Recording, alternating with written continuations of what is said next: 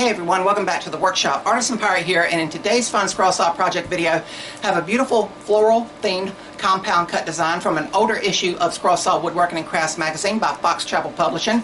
The magazine in question is spring 2008, so I really went back in the magazine's archive for this one.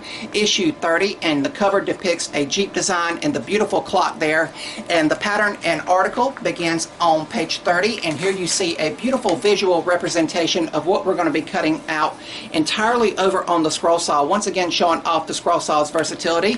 The article says, decorative foliage votive holder, clever compound cut design creates an elegant project by Mr. John A. Nelson, so thank you for the design. And the one cut in the magazine was cut by Dale Helgerson, and I hope I'm pronouncing his name correctly, but there you see the design again. And keep in mind, we're just going to be doing the woodworking side of things in today's video. I do not have a candle because I do not know what size to get. I'll have to do that after the fact, but the patterns follow on the following page, and this is the full-size design that you photocopy. I've already got my patterns photocopied to the full size, and you can see that the design is very compact. It does not even cover the entirety of my palm there, but you're going to have to be cutting out several pieces over on the scroll saw, and this would be a great project to practice compound cuts on because you have to cut out multiples, as I just said. You need 3 of the leaves here with the bracket that act as the feet of the candle holder. You need 3 of the leaves that do not have the bracket to act as just brackets themselves to hold the candle holder, and then you need the base here, which is going to be some just basic 1/2 inch material, and it's the only bit of traditional scroll saw work in the project there. But I've been doing some work behind the scenes, and I've already cut out a few of the pieces we need because I didn't want to bore you guys by just cutting out every single thing. We're only going to be cutting out 2 of the compound cut pieces here, one with the bracket and one without. But I've already got a few of the pieces laying here on the table saw, and you can see how creative and unique these designs are. These have not even been sanded. These are fresh off of the scroll saw, but this is one of the pieces with the bracket that is the foot there, and you can see how it's going to interlock with the base there with that notch. And then you have some without the bracket there, and because the material gets so thin, I'm going to have to cut this one out again. It can potentially break and chip away depending on the material you use, so I will of course make another one of these in today's video. But because the leaf tapers there, what I started doing was just bulking them up a little bit and going a little bit over that cut line over at the scroll saw, if that makes any sense. But it kind of simulates wood bending over at the scroll saw, but once you cut this project out, you can say, nope, made 100% over at a scroll saw. And as I say with all compound cut videos, due to the nature of compound cutting, you cutting from multiple sides of the material, as I will show you here in a second, you need to make sure that your scroll saw and table saw where you mill down your material is dialed in at a perfect 90 degrees to where your compound cuts come out perfectly every single time. But here we have the offcut of one of the leaves without the bracket, and with compound cutting you just cut out from the face side. You see the leaf and the vein in the leaf. You tape everything back together after it is cut, you flip it, and then you cut along the tapered side there, and then you very carefully remove everything from the waste wood to reveal the beautiful 3D image within. Again, we're going to need 6 of the leaves, so we've got 2 more to cut out in today's video, as well as the base here, which is going to be some basic 1/2 inch material. And the material I'm going to be using today is pine, and pine is just readily available in my area. It mills exceptionally well, it cuts exceptionally well, and it's just a great material to teach with visually over here on the platform. But by all means, you could of course mill down exotic or hardwoods if you wanted to go that route as well. As I said, the patterns have already been photocopied, and what we need to do now is get the patterns cut out and attached to our material so we can get started. Let's move the camera and do that now.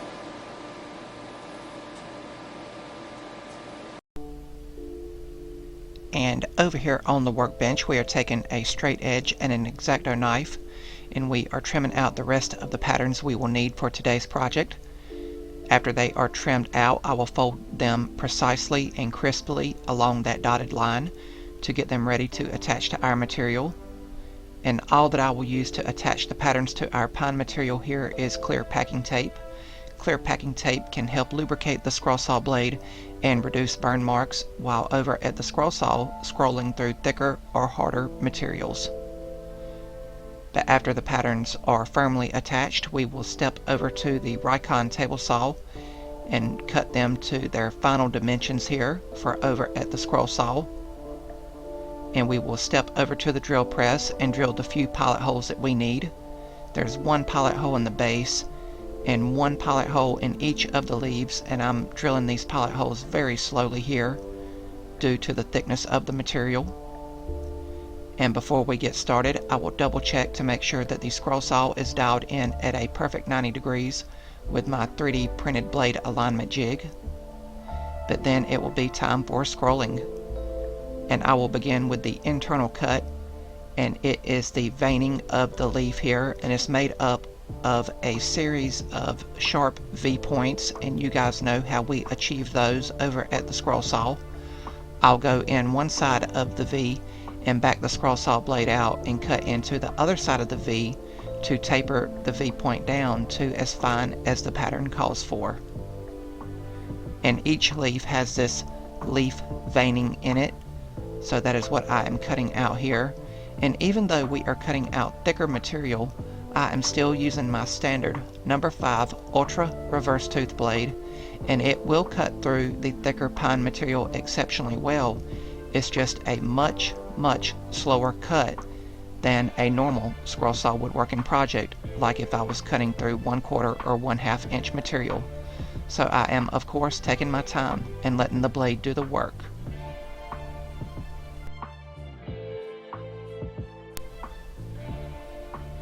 We are now to a point where we are cutting out and releasing one side of the compound cut, and again it's basically following an outside perimeter cut line, and I will go on and release both sides of the leaves before we step over temporarily to the workbench, and I'll explain why I do that once we get this cut done here.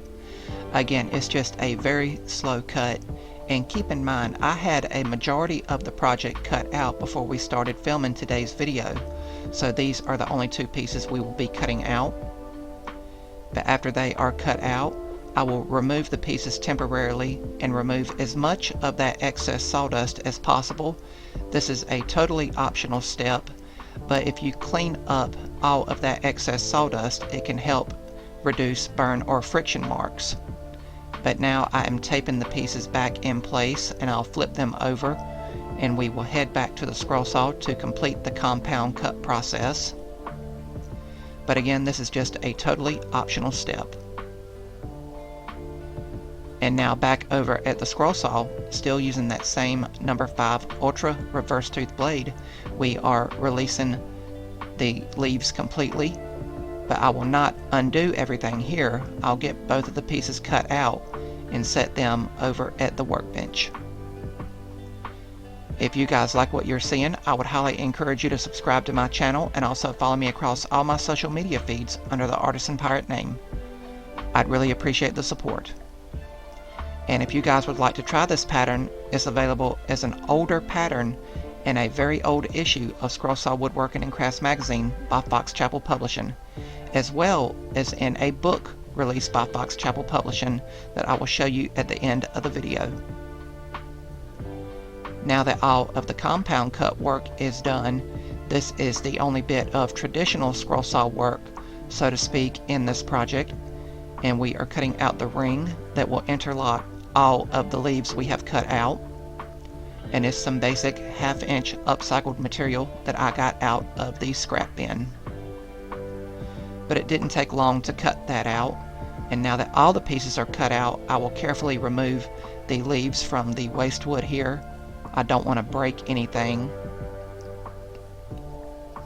And being as careful as I did, I still ended up breaking a corner off of one of the leaves, and I quickly repaired it with CA glue and activator. But then it was time for sanding, and I opted to sand everything by hand.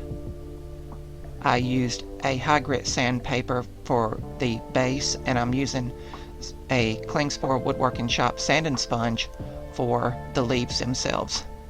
Being very careful here and trying to use my fingers to support all of the leaves during the sanding process. But after everything was sanded, it was time for assembly. And I'm going to use more medium grade CA glue and activator, and I'll consult the magazine on how to assemble it.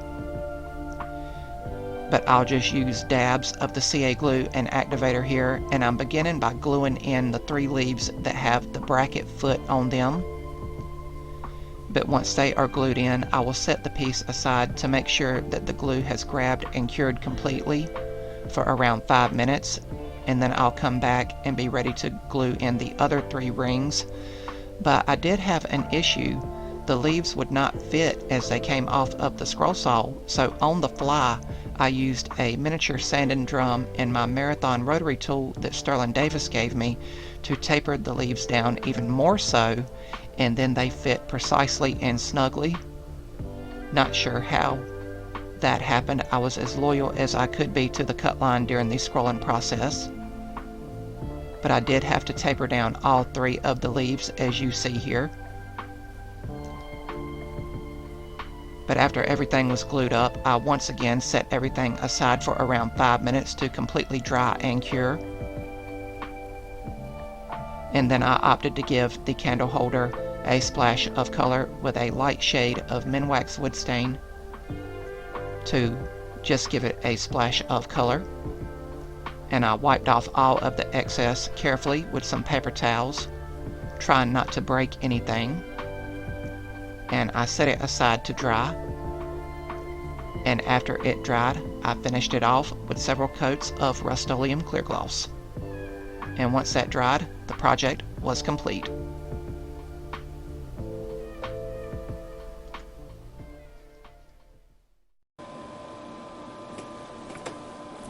And here we have the completed compound cut floral themed candle holder, cut out completely over on the scroll saw from start to finish using the compound cutting technique, and it finished up beautifully with some nice flower themed elements in it. Really cool and versatile design, showing off what a scroll saw is really capable of. Thank you, Mr. John A. Nelson, for the beautiful and unique design from a previous issue of Scroll Saw Woodworking and Crafts magazine by Fox Chapel Publishing.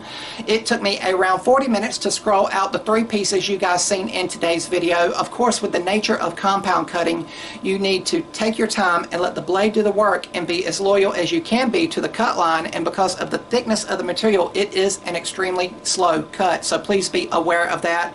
And also keep in mind that I had cut out several of the pieces before we ever even started filming today's video, you know, because there is multiple of the same parts in today's project that make up the beautiful design. So I feel that if you had everything laid out in front of you ready to go, it might take you 2.5 hours to cut everything out. But also keep in mind, this is readily available off-the-shelf pine material. It does cut very cleanly and smoothly over at the scroll saw, and it's a nice material to teach visually with over here on the platform. But if you cut it out of exotic or harder material, the cut would be that much slower, so please be aware of that as well. And I hope it goes without saying, as you hear the train go by, that you need to make sure that your table saw where you mill your material down, as well as your scroll saw, is dialed in at a perfect 90 degrees to make sure you have extreme accuracy for compound cutting over at the scroll saw. Of course, I double checked everything before I ever began scroll sawing the pieces that make up today's project. But I finished it in a standard rustic finishing way. I gave it a very light shade of Minwax wood stain that still allows the natural shades, grains, and textures of the pine material to shine through.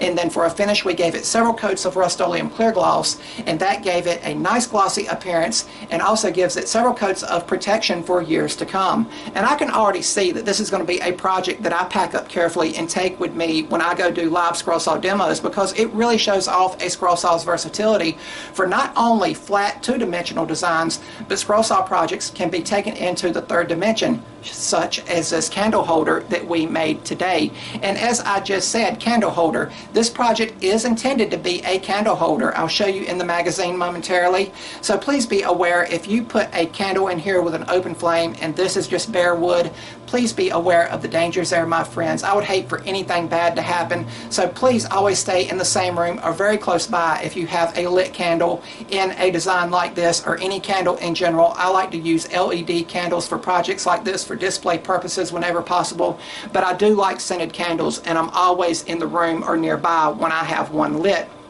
But I also see other options and versatility for this creative design. Of course, this was cut out of pieces of pine material that I milled down, and if you wanted to cut it out of pine and not stain it, you could give it a very beautiful springtime flair by painting everything with nice pastel colors if you have an artistic flair for painting with paints and everything. And if you wanted to interpret it as a fall or autumn themed design, you could cut this out of some exotic and hardwoods. You could cut the ring that makes up the base a lighter shade of material and cut out all the leaves, maybe shades of cedar or walnut, species of walnut, to give it that autumn flair if you chose to do so. And I also feel this has several display options, but it is intended to be a candle holder, as I said. But I feel if you have access to someone who knows how to do glass blowing, you could get some measurements and make a chalice to go in here to make this a nice little herb planter or a small flower planter that would make a great keepsake gift to make and then give to someone, a dear loved one, or things like that. And also, if you wanted to cut it out during the springtime, you could put a large Easter egg on here for an Easter vibe and flair. So always options and versatility with each and every scroll saw woodworking design you come across. And even though I was as careful as I could be over at the scroll saw, I still ended up breaking some of the leaves and had to repair them with CA glue. And then you guys seen during the assembly process, everything didn't want to go together smoothly. So on the fly, I was able to use my Marathon rotary tool by Bearwood Supply and go in with a drum sander and lightly taper everything to where everything would fit nice and smoothly. And hopefully, in your guys' opinion, everything came out nice and crisp. And I hope it inspires you guys to go out in your garage or workshops and try a project just like this, showing off what a scroll saw is capable of. Once again, the pattern is featured in an older issue of Scroll Saw Woodworking and Crafts magazine by Fox Chapel Publishing, spring 2008, issue 30 to be precise. And the article and design begins on page 30. And here you see the one featured in the magazine, cut out by Mr. Dale Helgerson. And again, I hope I'm pronouncing his name properly. But as you see, it does have the candle in it and a glass chalice there, as it is properly intended to do. But there you see their version, and there you see my version. And again, the pattern is on the following page, and it was designed by Mr. John A. Nelson. So thank you for the pattern, my friend. And if you do not have access to the magazine, the Big Book of Scroll Saw Woodworking is available at foxchapelpublishing.com, where you can go and pick it up. The pattern that we've done today is included in this book, as well as several other beautiful scroll saw woodworking designs for all levels of scroll saw woodworking, from beginner, intermediate to advanced. Fox Chapel sent me this book, and we've done some previous designs out of it, and it is an amazing book packed with tons of information. So hopefully you guys can seek out the pattern and try it for yourselves, and I hope in some way, shape, or form you guys picked up a tip, trick, or tidbit along the way, and it has inspired you to try to do some compound cutting over at your scroll saw. But I had a lot of fun in today's video, and I hope you guys like watching me make today's video. If you're new to the channel, hopefully you'll click that subscribe button, and also follow me across all my social media feeds under the Artisan Pirate name. As always, links to contact me, as well as all my social medias, will always be linked down in the description box below these videos. That's about all for this one, and remember guys, if I can make it or do it, so can you. I'm the Artisan Pirate. Take care, and I'll see you guys real soon.